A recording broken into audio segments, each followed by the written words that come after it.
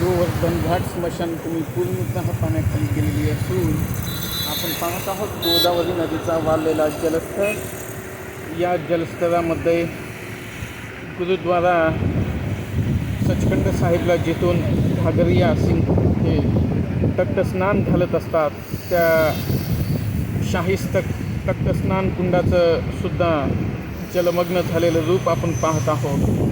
पलीकडे दर्शक या वाढलेल्या पाण्याचा आनंद घेत असताना दिसत आहेत.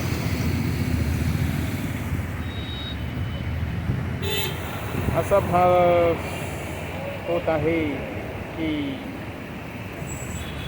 जणू काही मुळाधार वर्षा गोदावरी माईच्या पोटी झालेला आहे.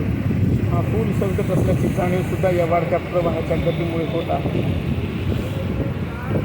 इकडे पाहू शकतो आपण नजराना पलीकडे पूल जो की सुगावला जोडतो तो पूल सुद्धा बराच